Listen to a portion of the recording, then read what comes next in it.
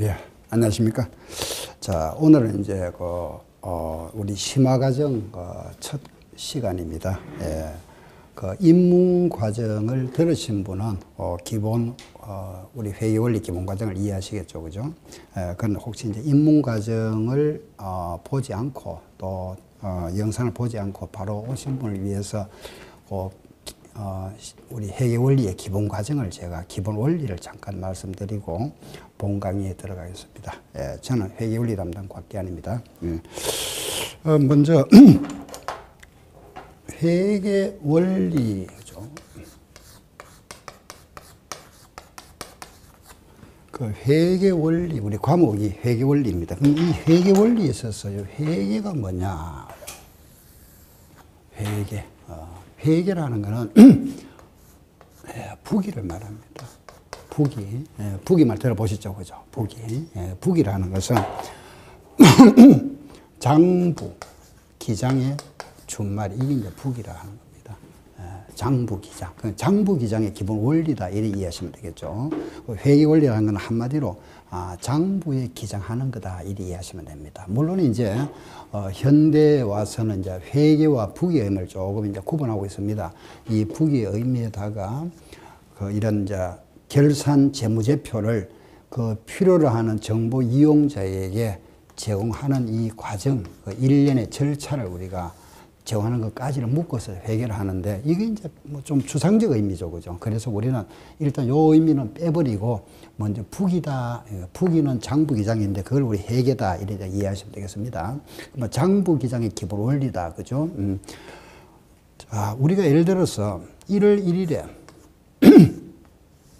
어떤 이제 사업을 하나 시작합니다. 그죠? 1월 1일에 이제 기초라 이라죠, 그죠? 기초에 이거 우리가 시작 기초. 그럼 이제 12월 말에 장부 마감을 하겠죠, 그죠? 기말이 될 겁니다. 우리가 기말이 되면은 뭘 해야 되죠? 모든 기업에서는 결산해야 되죠, 그죠? 결산. 요 기말이 되면은 장부 결산을 합니다. 그럼 장부 결산을 하게 되는데 결산하는 목적이 뭘까요? 우리가 1년의 마지막, 그죠? 12월 말 기점으로 해서 1년치, 우리가 1년 동안의 모든 영업 활동을 결산해서 그 재무제표를 작성하는데, 이 결산하는 목적이 뭘까요? 목적. 예. 뭐 생각난 대로 말씀해 보세요. 목적이 뭘까요? 그렇죠. 첫째, 손익계산입니다. 즉, 우리가 1년 동안에 이익을 받느냐, 손해를 받느냐, 이거죠. 그죠? 손익계산. 아시죠? 예. 또 하나가 있습니다. 예를 들어서 우리가 기초에 처음 시작할 때 돈을 예를 들어서 1억을 가지고 시작했다. 예를 들었습니다. 1억인데 이게 1년 후에 이 돈이 얼마가 되어 있는지, 그죠? 예. 시작할 때 이제 1원이라는 어떤 우리가 자본을 가지고 시작했는데 1년 후에 이 자본이 얼마로 금액이 변해 있는지, 이걸 우리는 재무 상태라 이랍니다. 재무 상태, 재산 상태 같은 말입니다. 근데 이 말을 많이 쓰죠. 요거는 이제 재산 상태다, 그죠? 재무 상태 또는 재산 상태라 하는 겁니다. 재무 상태, 아시겠죠? 예. 그럼 이때 이제 요 두 가지를 알아보는 겁니다. 회계, 장부기장하는 목적은. 그럼 손익계산을 하기 위해서, 요 손익계산을 하기 위해서는 1년 동안에 뭐죠? 그렇죠. 벌어들인 돈, 수익이라 하죠. 내가 얼마를 벌어들였다가 1년 동안에 얼마를 지출했다, 그죠? 만약에 100원을 벌어들였다가 70원 썼다. 그럼 순수한 이익 얼마냐? 이익 얼마? 30원 남았다. 이렇게 되겠죠. 그래서 수익에서 비용을 빼면은 이익이 되는 거다. 요 과정을 우리는 손익계산이라 하는 겁니다. 벌어들인 돈 수익이죠. 지출한 돈이 비용이 되겠죠. 그죠? 그거 빼고 나면 순수한 이익이다. 이걸 알아보는 게 손익계산. 아시겠죠? 그럼 재무상태라 하는 것은 1억을 가지고 시작했다고 그죠? 요 1억을 뭐라 부를까요? 1억을. 예. 우리가 이제 1억을 시작했다. 1억 가지고. 그럼 1억을 우리는 자본이라 하죠. 그죠? 자본. 또 자산이라 하기도 합니다. 같은 말입니다. 이게 이제 자산. 기초에 시작할 때 그 자산이 1억이다. 그럼 자본도 1억이다. 이러고. 같은 말이죠. 그죠? 자산이 1억이면 자본도 1억이 되는 겁니다. 그런데 중요한 거는 뭐냐 하면 만약에 여기에 내가 은행에서 빚을 좀 얻었습니다. 부채가 3천만 원 있다 봤을 때 자본은 1억이 아니고 이게 7천만 원 되는 거죠. 이렇게. 그럼 요 과정을 이해하시겠죠. 그죠? 자, 다시 한번 보세요. 자산이 1억이고 부채가 3천만 원이라면은 자본은 7천만 원이다. 요 과정을 여러분들 이해하시겠죠? 그 여기서 어떤 우리가 딱 느낌이 오죠. 그죠? 식이 세 가지 나올 수 있습니다. 그럼 자산에서 부채를 빼면은 자본이 될 수 있고 또 자산에서 자본을 빼면은 부채죠. 또 자산은 부채 플러스 자본이 되죠. 그죠? 이런 공식이 세 가지 나옵니다. 다시 한번 말씀드릴게요. 자산 마이너스 부채는 자본, 또 자산 마이너스 자본은 부채, 자산은 부채 플러스 자본 될 수 있죠. 이런 공식이 세 개 나올 수 있다. 아시겠죠? 그 공식은 암기하지 마세요. 제가 꼭 필요한 거, 저는 가능하면 공식 사용을 하지 않습니다. 그런데 꼭 필요한 거 있죠. 그죠? 꼭 우리가 암기해야 될 공식은 있으니까, 그때는 제가 말씀드리지만은, 요거는 암기할 필요 없잖아. 그죠? 그 의미만 잘 이해하시면 돼요. 자산이 1억이다. 부채가 3천만 원이라면은 자본은 7천이다. 그럼 여기서, 자, 보세요. 내 돈이 어느 거죠? 그렇죠. 이게 내 돈이잖아. 이걸 우리가 자기 자본이라 하는 겁니다. 자기 자본. 요거는 타인 자본이잖아. 빌려온 돈이니까. 즉, 요거는 내 돈이고, 요거는 네 돈이다. 이러죠. 요거는 네 돈이고, 요거는 내 돈이고, 여기 말하면 회사 총 운영 자금이라 보시면 됩니다. 그래서 이걸 우리가 총 자산이다. 요걸 우리가 순 자산이라 하기도 합니다. 또는 총 자본이다. 요거는 순 자본이라 하기도 하고. 같은 말입니다. 근데 요거 많이 쓰이죠. 자산, 부채, 자본. 의미 아시겠죠? 그죠? 자산은 기업의 총 운영, 우리가 외형이라, 주로 이제 외형이라 이런 말 많이 하죠. 외형. 그 기업의 외형이 얼마냐, 이렇게. 그 외형이라는 거는 내 돈과 타인 돈을 합친 금액입니다. 합한 금액. 그럼 우리가 중요한 거는 그 기업의 자기 자본 얼마, 이게 중요하잖아. 그죠? 내 돈이 얼마 투자니 그게 중요한 겁니다. 근데 일단 요 자산과 부채와 자본 이해하시겠죠? 그죠? 요 자산, 부채, 자본이 그 1년 후에 얼마가 되어 있느냐 알아보는 거죠. 그러면은 기말에 와서, 그죠? 기말의 자산, 기말의 부채, 기말의 자본이 얼마냐 이거 알아보는 겁니다. 그럼 이제 우리가 이걸 이제 1년 후에 이 자산이 2억이 돼 있더라. 예를 들었습니다. 2억이 돼 있고 부채가 만약에 이게 8천만 원이더라. 그럼 자본 얼마가 되죠? 그렇죠. 1억 2천만 원 되겠죠. 자, 그러면 여기서 우리가 자산과 부채와 자본이 이렇게 변동되었죠.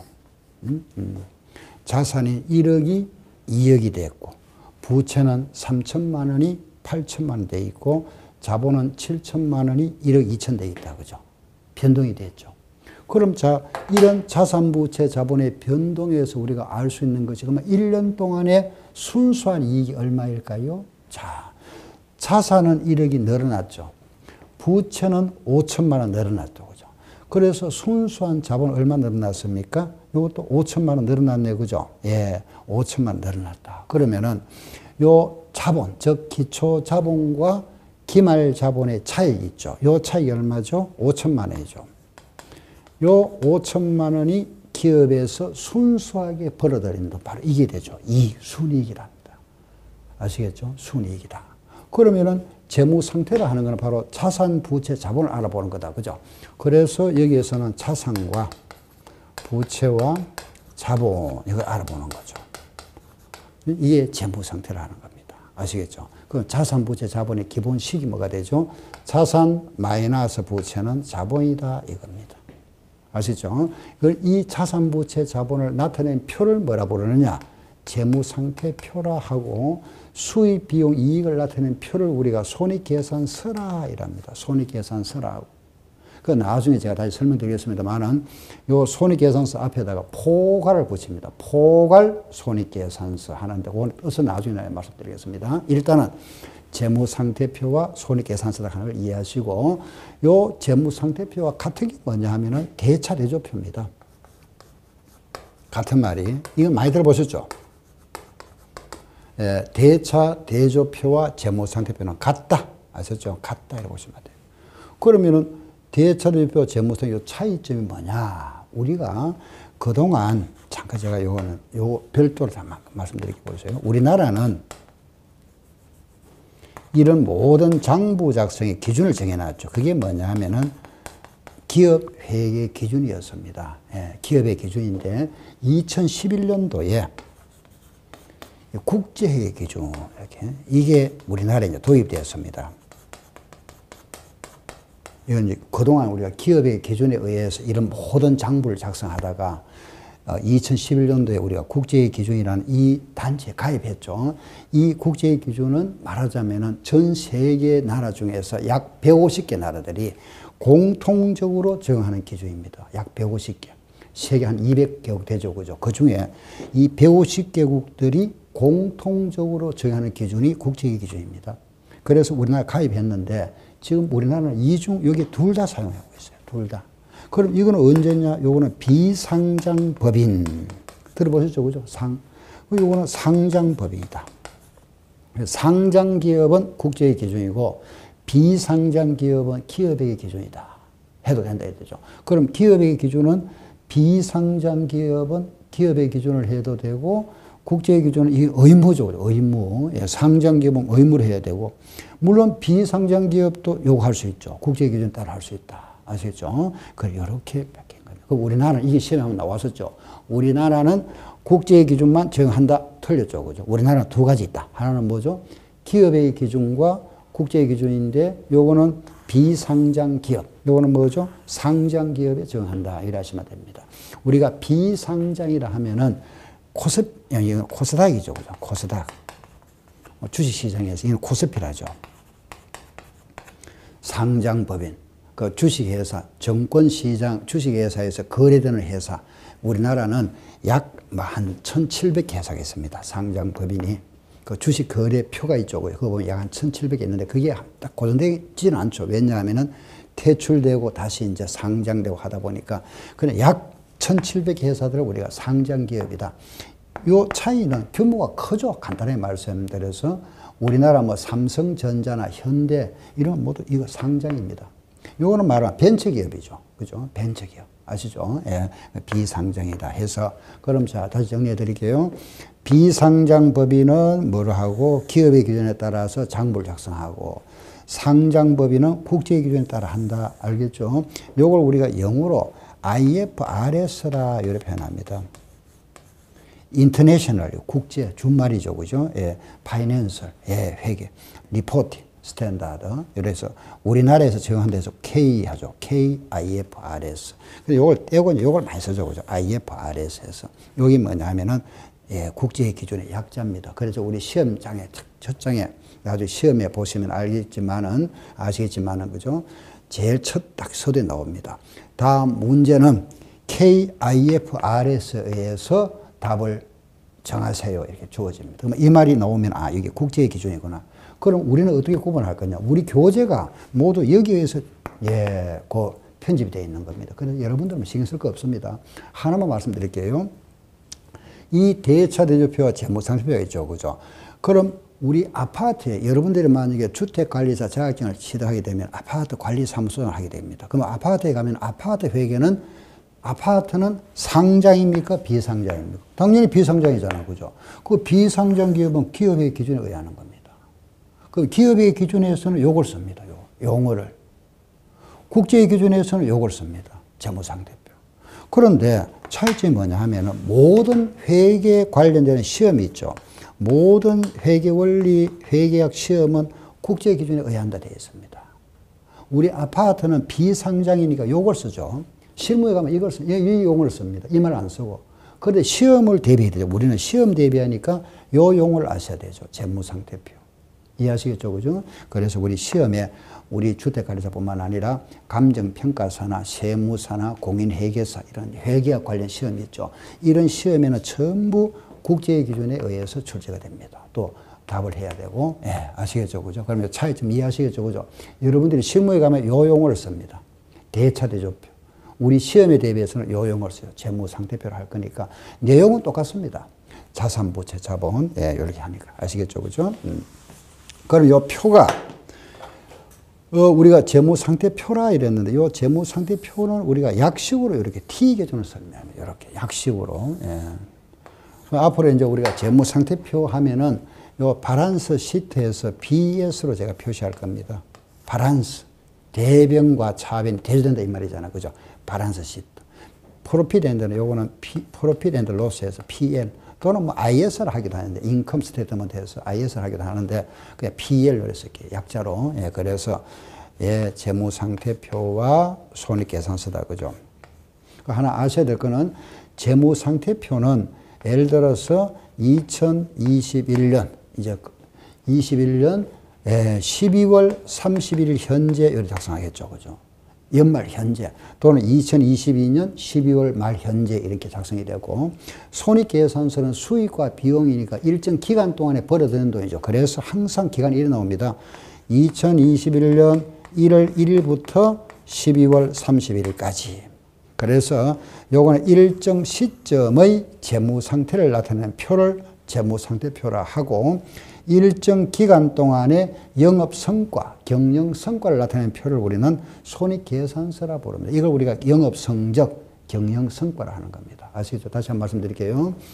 재무상태표를 하는 것은 일정 시점의 재무상태를 나타내는 표, 그 일람표를 말하고 손익계산서라는 것은 일정 기간의 기업의 영업 경영 성과를 말한다. 아셨죠? 우리가 이 모든 이제 회계의 기본이 왼쪽과 오른쪽을 구분합니다. 왼쪽과 오른쪽. 이걸 우리가 대차라 이라죠. 그죠? 대변과 차변. 왼쪽 우리가 차변, 오른쪽을 대변이라 하는데, 여기에 이제 자산, 차변을 기록하죠. 그죠? 대변의 부채와 자본, 이렇게.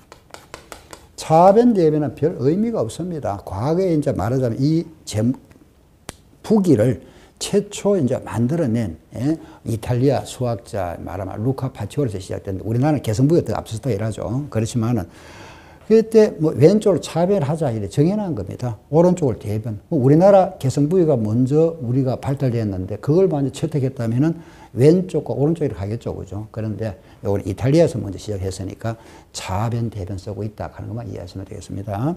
손익계산서는 차변의 비용을 적고 비용과 대변의 수익을 적어주죠, 그죠? 이렇게 아셨죠? 그 만약에 자산이 10원이다. 부채가 3원이라면 자본은 7원 되겠죠, 그죠? 그 비용이 만약에 10원이다. 수익도 10원이라면 이익이 없잖아. 그런데 만약에 수익은 10원인데 비용이 8원이다 하면 이익 생기죠. 그죠? 그 이익을 2원이 생겼는데 10원에 2원 생겼잖아. 우리 잔고 마음을 항상 갖도록 해주는 겁니다. 차대변 마감의 기본 원리가 2원 여기 적으면 안 되겠죠. 그죠? 여기 적어야 같아지잖아. 이게 뭐죠? 이익이라는 겁니다. 이익. 이익인데 이거 순이익이다. 금년에 올해 뭐죠? 단기. 작년은 뭐라 하죠? 정기. 내년은 차기. 아시죠? 그래서 우리가 정기에서 넘어왔다 이러면 정기 2월을 하고 다음 기로 넘어간다 하는 거나 차기 2월이라 이러죠. 정기 2월, 지난기에서 넘어왔다. 다음 기로 넘어간다 하면 차기 2월. 그래서 12월 30일은 차기 2월 하고 1월 1일은 지난기에 넘어왔다. 정기 2월 이런 표현을 하는 겁니다. 그래서 여기는 단기 순이익이 생긴다. 그죠? 그런데 만약 이익이 크다. 그 반대로 이거 뭐 생길까요? 그렇죠. 단기 손실. 아시겠죠? 그럼 여기서는 이익이 언제냐? 그럼 12월 말로 봤을 때는 이제 요 자산 부채 자본이 변하겠죠. 그죠? 이게 더 커지면 여기 이제 단기 순이익 생기죠. 이렇게. 요 금액이 만약에 3원이고 5회라면 여기 단기 순이익 2원 이렇게.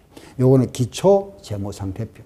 기말 재무상태표는 반드시 이익이 나오겠죠. 그죠? 물론 이제 본전이면 이익이 없겠죠. 그런 경우는 드물죠. 이익 아니면 손실이 보통 생기는 건데 수익과 비용이 딱 떨어지는 경우는 잘 없을 겁니다. 거의 다. 그죠? 아무튼 요게 재무상태표 요게 등식이라 하죠. 그죠?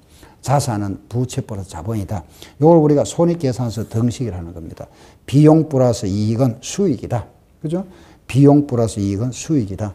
자산은 부채 플러스 자본이다. 이걸 재무상태표 등식, 이걸 우리가 손익계산서 등식이라 합니다. 보다 자세한 거는 교재를 보면서 다시 말씀드리겠습니다. 일단은 자 우리가 재무상태표 손익계산서를 이해했다. 그죠? 우리가 이거 있죠. 이거 알아보는 것이 우리가 공부하고자 하는 회계 원리입니다. 공부가. 이게 다죠. 그죠? 앞으로 이제 공부할 내용이 회계원리에 말하면은 여러분들 갖고 계시는 교재의 그 차례를 봐도 그거 나와 있습니다. 자산, 부채, 자본, 수익, 비용 이렇게. 알겠죠? 과정이 자산, 부채, 자본, 수익, 비용, 이익이다. 요 과정만 다 하게 되면 회계를 다 끝나버립니다. 아셨죠? 물론 요 조금 더 추가하는 게 있겠죠. 어디라도 우리가 말하면 이제 교재도 보면 부록하는 게 있지 않습니까? 부록이라고 이제 약간 추가되는 거. 그걸 좀 추가하면 되겠죠. 여기 회계 원리 과정이다. 아, 그 결국 우리 회계, 즉 부기, 장부기장 하는 목적이 뭐냐? 요거 작성하는 게 목적이다. 그죠? 목적이 이거다. 이래 하시면 돼요. 이게 목적인데 이걸 하기 위해서는 이거잖아요. 자산과 부채와 자본 알아보는 거죠. 또 수익과 비용과 이익을 알아보는 겁니다. 그래서 요 자산, 부채, 자본, 수익, 비용, 이익이 이제 회계 원리에 전부 다 이해하시면 됩니다. 이걸 공부하는 게 우리가 회계 원리구나. 자산, 부채, 자본, 수익, 비용, 이익. 아시겠죠? 그죠? 네. 자, 보세요. 만약에 제가 이걸 다시 잠깐 말씀드릴게요. 1월 1일 날 기초잖아. 그죠? 기초에 자산, 기초에 부채, 기초에 자본, 1년 후에 기말에 자산, 기말에 부채, 기말에 자본이 있다. 예. 예를 들어서 기초에 내가 100원 가지고 시작했고 이때 부채가 만약에 40원 있었다. 자본은 60이다 그럼 그죠? 예, 이래 되죠. 뭐 숫자를 이제 줄였습니다. 그러면 이걸 여러분들 1억으로 봐도 되고, 뭐 100억이라 해도 되고, 뭐 관계없죠. 그죠? 그 1년 후에 기말 자산을 보니까 200원이더라. 1년 후에 이 부채를 보니까 얼마냐? 이게 90원이더라. 그럼 자본은 얼마가 될까요? 예, 110원 되겠죠. 그죠? 기말 자본은. 예. 그리고 1년 동안에 벌어들인 돈 수익을 알아보니까 이게 얼마냐? 130원이더라. 수익은 130원이고, 비용이 얼마 돼 갔느냐? 알아보면 80원이더라. 그래서 순수한 이익이 얼마가 되죠? 50원 되겠죠. 그죠? 이렇게. 그럼 이 과정, 자, 여기서 한번 보세요. 그러면은 기초 자산은 마이너스 기초 부채는 기초 자본이 되고, 기말 자산 마이너스 기말 부채는 기말 자본이고, 이 수익에서 비용 빼면 이익이죠. 그죠? 그리고 제가 한 번 더 말씀드려요. 요 기말 자본의 마이너스 기초 자본. 요 기말 자본 마이너스 기초 자본 50원 남죠. 그게 바로 뭐다? 이익이다. 그죠? 그래서 이익은 수익에서 비용을 빼면 이익이 되고, 또 하나 기말 자본 마이너스 기초 자본도 이익이 되는 겁니다. 그 이익 구하는 두 가지다. 그죠? 자, 이거는 뭐라 그랬습니까? 재무상태표. 이거 재무상태표. 이거는 손익계산서죠. 그럼 요거는 구분하기 위해서 요거는 뭐 기초 재무상태표가 될 거고, 이거는 뭐가 되죠? 기말 재무상태표. 요거는 1년간 뭐죠? 손익계산서. 그죠? 우리가 손익계산서 할 때 여기다 이제 총수익이라 말 붙여줍니다. 1년도 총 벌어들인 돈, 총 지출한 돈. 요거는 뭐죠? 순이익이라 하죠. 자, 그러면은 요 원리를 아시겠죠? 그죠? 그러면 우리가 결산 재무제표라는 게 바로 이거다. 그죠? 기말에 이 재무상태표를 이제 말하면 신문에 공고하죠. 결산 공고. 바로 이걸 공고합니다. 이거. 기업에서 기말 현재 우리 회사에 자산이 부채가 얼마 있고 자본이 얼마다 하는 거, 이걸 공고하죠. 그 다음, 요거는 기말에 뭐죠? 손익계산서가 되는 겁니다. 이거는 장이 넘어갔던 거잖아. 그러면 요게 다음해로 넘어가면은 이게 뭐가 될까요? 다음에 뭐가 되죠? 기초자산, 기초부채, 기초자본 되겠죠. 다음에 넘어가니까, 그죠? 계속 이렇게 이월되어 나가는 겁니다. 그러고 나서 다시 또 벌어들인 돈이죠. 자, 보세요. 내 돈이 얼마 있었습니까? 60원 있었잖아, 처음에. 그죠? 기초에 내가 60원 있었는데, 벌어들인 돈이 130원이다. 그럼 얼마 들어왔죠? 190원이잖아. 그죠? 190원에서 지출한 돈 80원 빼고 나니까, 그럼 얼마 남았습니까? 110원이죠. 바로 110원 되잖아. 그죠? 자, 다시. 내 돈 60원 있었는데 60원에서 벌어들인 돈 130원 더 해야 되죠. 그럼 190원 되죠. 그죠? 190원에서 지출한 돈 80원 빼고 나니까 110원 남았잖아. 내 돈이 지금 110원이다. 이해하시겠죠? 이런 흐름입니다. 그리고 손익계산서의 이익이나 재무상대비 이건 항상 같아집니다. 그걸 우리가 나중에 제가 말씀드릴게요. 요 우리가 복식북의 기본 원리인데 항상 거래의 이중성에 의해서 대차 평균의 원리에 의해서 회계는 항상 복식 기장을 하게 됩니다. 그래서 그 결과는 우리 말하면은 자기 검증할 수 있다. 내가 결과치를 보고 맞게 했느냐 틀리느냐를 갖다가 우리가 확인해 볼 수 있죠. 우리가 하는 게 모두 복식북이라는 겁니다. 북이라는 건, 자, 잠깐 또 약간 벗어나서 말씀드릴게요. 북이는 많이 들어보죠. 그죠? 단식북이가 있고, 복식북이 있다. 이 단식이라는 것은 가계부다 이래 보시면 돼요. 가계부. 즉 말해서 현금이 단순하게 들어오고 나간 것만 기장하는 거죠. 그게 단식북입니다. 그 기업에서는 모두 뭐라 한다? 그렇죠. 복식북입니다. 그 이제 과거에 우리가 정부에서도 이걸 했죠. 단식북이를 하다가 지금 모두를 바꾸었습니다. 복식으로. 지금 사용 안 하죠. 이거는. 예, 이게 참 이겁니다. 여러분들 용돈장. 아버지한테 용돈 얼마 받았다, 얼마 썼다, 기록하는 거죠. 그게 단식입니다. 그럼 지금은 정부도 모두 복식으로 하고 있고, 기업도 모두 복식으로 하고 있습니다. 복식북입니다. 우리가 하는 것도 복식이고. 그럼 차변, 대변 구분한다는 것 자체가 뭐다? 복식이다 이거죠. 그죠? 예, 차변, 대변 구분하는 게 복식. 우리가 하는 모두 복식이다. 알겠죠? 예, 요리하시면 되고. 자, 여기서 한번 보세요. 여기서 보면은, 만약에 이렇게 문제 나왔다. 그죠? 이렇게 주어졌습니다. 이 주어지고 나서 문제가 기초 부채를 구해보세요. 이렇게 주어졌습니다. 이게 안 주어졌죠? 이렇게. 그럼 여기서 이제 기초 부채를 구하세요. 이렇게 하면. 구할 수 있겠습니까? 예. 자, 이건 구할 수 있다. 그죠? 수익에서 비용 빼면 이게 얼마? 50원이죠. 여기서는 구할 수 없죠. 그죠? 이걸 모르면 이건 모르잖아. 그죠? 구할 수 없고. 그럼 이거는 구할 수 있다. 그죠? 얼마? 110원이죠. 자, 여기서 하나 우리 요 이익을 구하는 식은 이렇게 수익에서 비용을 차감한 금액도 이익이 되지만은 이 기말자본에서 기초자본을 빼면은 이익이 가죠. 이익이 되죠. 그죠? 항상 같다 그랬잖아요. 110원에다가 얼마를 빼니까 요거 나왔다. 그죠? 알겠죠? 110원에서 요 기초자본을 빼니까 50원 나와. 여기 얼마? 60원이죠. 그 60원이면 이게 얼마가 되죠? 답이 얼마? 40원이다. 정답. 이게 시험 문제입니다. 아시겠죠? 그 여기서 이제 문제를 우리가 조금 더 약간 더 문제를 이제 약간 어렵게 낸다면은 이런 데죠. 여기서 우리가 이 기간 중에 1월 1일과 12월 이 사이에 자본을 또 증가시킬 수 있잖아. 그죠? 정자라 이랍니다. 추가 출자. 우리가 정자. 정자라는 거는 자본금 증가. 알겠죠? 감자라는 거는 자본금 감소를 말합니다. 감자, 자본금 감소. 그 정자는 어떻게 하고? 더하고. 감자는 빼면 되죠. 그죠? 정자와 감자가 있다. 만약에 우리가 기간 중에 내가 돈을 예를 들어서 1억 가지고 시작했다가 중간에 하다가 사업하면서 또 5천만 더 투자할 수 있잖아. 그죠? 또 1억을 가지고 시작했다가 돈을 또 단에 필요해서 돈 뺄 수 있죠. 그죠? 그게 감자입니다. 인출, 요거는 추가 출자. 만약에 문제에서 정자가 예를 들어서 30원 있었고 감자가 20원 있었다. 이렇게 주어졌습니다. 그럼 이때 기초부채 얼마냐 물어봤습니다. 한번 구해볼까요? 자, 그럼 일단은 이거는 구할 수 있죠. 그죠? 이거는 수익에서 비용 보면 이건 얼마죠? 50원이다. 이거는 못 구하겠죠? 구할 수 없고 이거는 구할 수 있다. 그죠? 얼마? 110원이죠.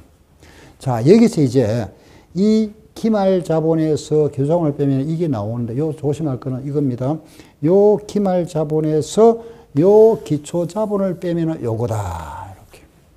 그럼 정자와 감자는 항상 어떻게 한다? 기초 자본에다가 묶어서 계산하면 됩니다. 그래서 기말 자본에서 요 기초 자본을 빼면 요거 나온다 이거죠. 그럼 110원에서 얼마를 빼니까 50원 나왔다. 이게 얼마? 60원이죠. 그죠? 그럼 110원에서 요 전체 동그라미를 빼니까 여기에 60원이 50원 나오잖아. 그럼 요금에 구할 수 있죠. 얼마에서 10원, 얼마에서 10원을 더하니까 60원이더라. 이건 얼마? 50원이잖아. 50원에서 10원 더하면 60원 나오잖아. 그죠? 이게 50원, 이거 얼마? 이것도 50원 되겠네. 이래고 합니다. 그럼 여기에서 우리 기본 말하면은 회계의 가장 기본 원리죠. 그죠? 회계 원리에서 바로 나오는 시험 문제가 이겁니다. 계산 문제가. 우리 시험 문제는 계산 문제가 거의 75% 나오고 있습니다. 최근에 거의 한 6년 전부터 거의 한 70%, 75%, 거의 75% 정도 나옵니다. 그럼 전체 40문제 중에서 30문제가 계산 문제입니다. 이런 식의 계산 문제죠. 그 계산 문제인데 이걸 공식을 우리가 이을 필요 없잖아. 그죠? 공식, 그렇게 문제가 나오면 이런 식으로 해서 바로 답을 구하면 되겠죠. 그죠? 요 정자와 감자가 나오는 문제가 가장 어려운 모양의 문제. 더 이상 나올 게 없습니다. 물론 나중에 가면 제가 다시 또 여러 가지 또 우리 유형을 문제 풀어보겠습니다만은 일단은 요거다. 그죠? 예, 그래서 여러분들이 이제 이런 계산 문제를 이제 공부를 하실 때는 반드시 눈으로 보시면 안 되겠죠. 그죠? 직접 풀어보셔야 됩니다. 그러니 수업 시간에 저하고 같이 이제 강의를 들으시면서 바로 직접 한번 풀어보세요. 그래서 여러분들이 준비물은 항상 그 연습장 하나 있어야 되겠죠. 연습장. 이런 게 필요한 거. 지금 들으실 때 또 적어버리면 또 잊어버리니까 조금 기록해 놓는 게 좋죠. 필요한 분 좀 기록하시고 연습장에 하나 있으면 좋겠고, 그리고 계산기 있어야 됩니다. 뭐 계산기는 큰 거 하지 말고 한 손바닥만한 게 있죠. 그죠? 한 요 정도 크게, 뭐 적당한 크게 하시면 됩니다. 시중 가면은 한 5,000원 정도 할 겁니다. 요 계산기를 하나 구입하세요. 그래서 시험 우리가 이제 공부하는 중에 바로 풀어보시고 그때 그럼 바로 복습이 되지 않습니까? 그죠? 예. 풀어보시면 또 다음에 이제 또 한 번 더 복습할 수 있고, 요 연습장은 요 좀 필요한 부분 좀 기록해 놨다가 요걸 조금 이제 여러분들이 정리가 어느 정도 되면은 요걸 다시 이제 조금, 그죠? 하나 정리하나 놓으면 그게 바로 서브노트가 되잖아. 그죠? 그래서 그걸 가지고 항상 공부를 하시면 됩니다. 제가 핵심 되는 건 이 칠판에 다 해드리니까. 아시겠죠? 우리가 이제 공부할 때도 보면은 공부에 이런 이제 나무가 있다. 그죠? 이런 나무가 있고, 이런 나무가 있어서 이게 이제 가지가 있겠죠. 그죠? 이런 가지. 있습니다. 기둥이 나무와. 그럼 이걸 먼저 정리해야 되죠. 그죠? 기본. 가장 중요하잖아. 그죠? 모든 게는 기본이 가장 필수적입니다. 그죠? 이게. 여기에서 시험이 거의 7, 80% 출제가 됩니다. 기본을 알고, 즉, 뼈대, 이 아웃라인, 이걸 먼저 정리를 하고, 이 장에서는 뭐를 공부할 건지, 뭐를 내가 알아야 될 건지를 먼저 이해를 하시고, 그리고 이 가지치기. 그죠? 이런 거. 이런 가지치기. 해나가면 되겠죠. 이 부분을 제가 칠판에 해드립니다. 칠판에 해드리고, 요 가지치기는 말하면 이제 칠판에 기본 설명 해드리고, 앞으로 강의가 해드리고 나서 이제 교재를 가지고 조금 보충할 것도 보충해서 제가 문제도 풀이드리고, 그건 교재로서 다시 또 정리를 해드릴 겁니다. 그렇기 때문에 여러분들은 장마다 필요한 거는 좀 필기를 좀 해주시면 좋죠. 그러면 나중에 공부하기에 좀 도움이 되니까 이거는 필수입니다. 요 정도 계산 문제라면은 계산기 필요 없겠죠. 그죠? 그런데 이게 숫자가 만약에 이게 237만 5천 원, 161만 원 이런 식으로 나온다면은 계산이 좀 필요하겠죠. 그죠? 예, 그래서 반드시 요 계산기 필요합니다. 또 계산하면 여러분들 좀 힘들어 하시는 분 있죠. 그런데 우리 시험의 계산 문제는 이 시험에 우리가 이론과 계산 문제와 이론 문제 비중이 이게 한 75%, 이게 한 25%다 보시면 돼요. 40문제 중에서니까 이게 30문항이 계산 문제고 10문제가 이론 문제라 보시면 됩니다. 이론 문제니까 여러분들이 이제 뭐 민법이나 시설 개론이나 그죠? 법규나 실무나 그 전부 이론 문제잖아. 그죠? 예. 그런데 그 중에 뭐 또 간혹 계산 문제 있습니다만은 실무에서는 우리 회계는 거의 뭐 대다수가 계산 문제입니다. 그 계산 문제 풀기 위해서 이게 필수잖아. 그런데 이 계산 문제가 여러분들 과거에 공부하셨던 뭐 수학 문제가 아닙니다. 예를 들어서 뭐 우리가 공부했던 뭐 그죠? 루트 또는 뭐 그죠? 뭐 인티그랄, 시그마 공부하셨잖아요. 옛날 수학에 그죠? 뭐 미분, 적분, 인수분해 이런 수학 문제가 아니고 우리 계산 문제는 뭐냐? 사칙입니다. 즉 말해서 더하고 빼고 간혹 하다가 곱하고 나누기 나옵니다. 요 범위 안에서 있죠. 그게 뭐 수학 문제가 아닙니다. 산수. 알겠죠? 그냥 단순하게 더하고 빼는 겁니다. 주로 이건 많죠. 간혹 다 곱하기 나오고 간혹 나오는 게 나옵니다.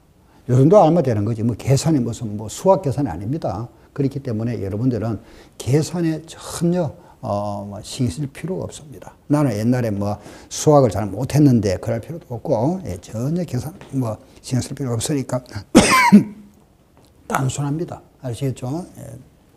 그렇게 이해하시면 됩니다. 자, 여기 말하면 우리 시작과 동시에 제가 가장 중요한 걸 설명드렸습니다.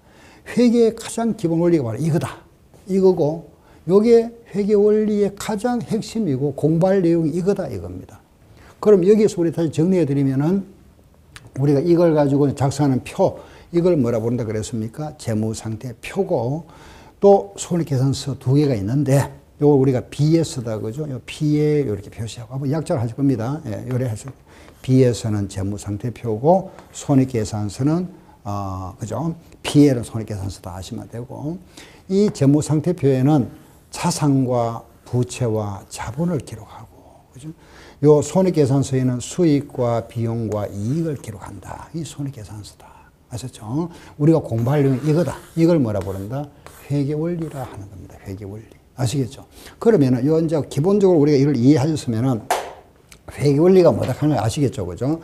그러면은 여기서 우리가 자산, 부채, 자본의 흐름, 이 공식이 3개 나오더라. 자산 마이너스 부채는 자본이 된다. 그죠? 자산에서 자본을 빼면은 부채가 되고 자산은 부채 플러스 자본이 되고. 근데 이때 이거 조심할 거는 기초자산에다가 기말 부채를 빼면은 기말 희라면 안 됩니다. 기초와 기말은 별개입니다. 알겠죠? 따로 계산했어야 돼. 이 부분은 이대로 해야 되고 요거는 요대로 해야 되지. 기말 자산과 뭐 기초 부채 하면 안 되죠. 전혀 별개다 생각하셔야 됩니다. 알겠죠? 기초와 기말은 별개니까 이건 절대 혼동하시면 안 됩니다. 뭐 기말 자산에서 이리 오면 안 되죠. 그래서 기초 자산은 기초 부채, 기초 자산 마이너스 기초 부채는 기초 자본이다. 기말 자산 마이너스 기말 부채는 기말 자본이다. 이런 식으로. 아시겠죠? 그죠? 예, 그리고 여기서 이제 총 수익 마이너스 총 비용은 순이익이다. 하나 더. 기말 자본 마이너스 기초 자본도 순이익이다. 이 같다. 자, 다시 한번 정리하십시다. 자, 보세요. 기초 자산 마이너스 기초 부채는 기초 자본. 또 기말 자산 마이너스 기말 부채는 기말 자본.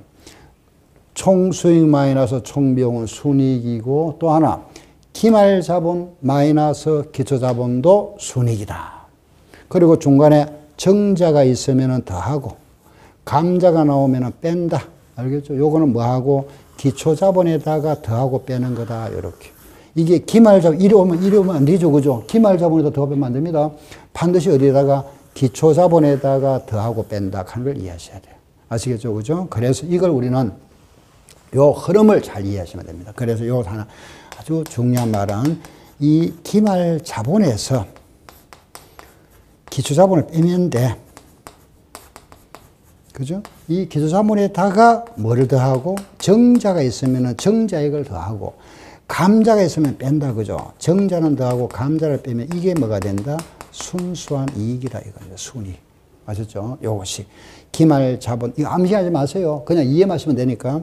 기말 자본에서 기초 자본을 빼되, 기초에다가 정자는 더하고 감자는 뺐다. 그죠? 요거 이해하시고.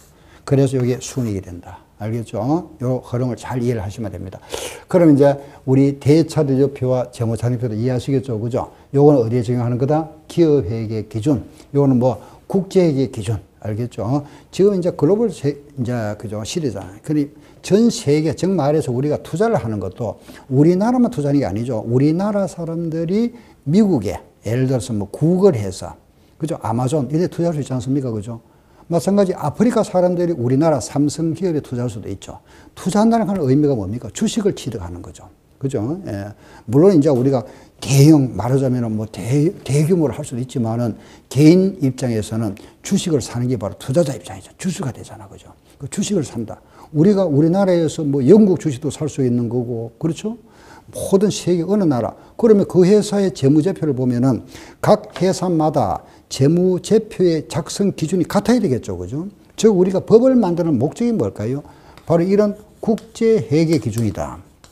이 기준, 즉, 우리나라는 뭐죠? 기업의 기준이고, 전 세계, 즉, 150개, 가입 안 나라들 몇 군데 있습니다. 그래서 150개 정도 가입했는데, 이 기업의 기준을 작성한 목적이 뭘까요? 그렇죠. 통일성이잖아. 그죠? 통일성. 이 통일성을 확보하기 위한 겁니다. 같은 기준에 따라 해야 비교를 할 수 있잖아. 그 통일성을 확보하는 목적이 뭐다? 왜? 바로 비교성이죠. 그죠? 비교성 확보다. 응? 우리가 비교를 해서 A 기업과 B 기업, 미국 기업과 저 아프리카 기업, 이런 기업들, 중국 기업, 뭐 영국 기업, 이 회사를 비교해서 우리가 투자 결정을 해야겠죠. 그럼 같은 재무상태표에서 어느 회사의 이익과 어느 회사의 이익을 비교할 때 기준이 달라버리면 A 기업의 기준이 1억이 생겼다 하는 거와 또 B 기업의 1억하고는 그 가치가 같아야 되겠죠. 그죠? 기준이 같아야 되니까. 그래서 만드는 법이 뭐죠? 국제 기준이다. IFRS다. 알겠죠? 이거는 뭘 하기 위해서? 통일성을 확보하게 한다. 왜? 통일성, 왜? 비교성을, 그죠? 강조하는 거죠. 비교성. 그래서 우리가 투자 유치를 하는 거잖아. 그죠? 우리는 또 정보 이용자, 이런 재무제표를 보고 정보 이용자를 하면, 우리 정보 이용자를 하면 뭐 투자자라든지 뭐 채권자, 이런 사람 말하는 등등이죠. 예, 뭐 종업원도 될 수 있고 많은데, 아무튼 투자자들이 합리적인 의사결정을 할 수 있도록 정보를 정해주는 거다. 바로 이거죠. 정보 제공이라는 겁니다. 그걸 우리가 묶어서 회계라는 겁니다. 이해하시겠죠? 그죠? 그러면 다음 시간에는 이 자산과 부채와 자본이 뭔지를 아셔야 되잖아. 수입. 우리가 평소에 보면은 많이 들어보셨죠? 그죠? 그렇지만 이제 우리가 회계 원리 공부를 하시기 때문에 이런 자산, 부채, 자본 요 하나하나 이제 말씀해 드리겠습니다. 자, 이번 시간까지 여기서 마치겠습니다. 예.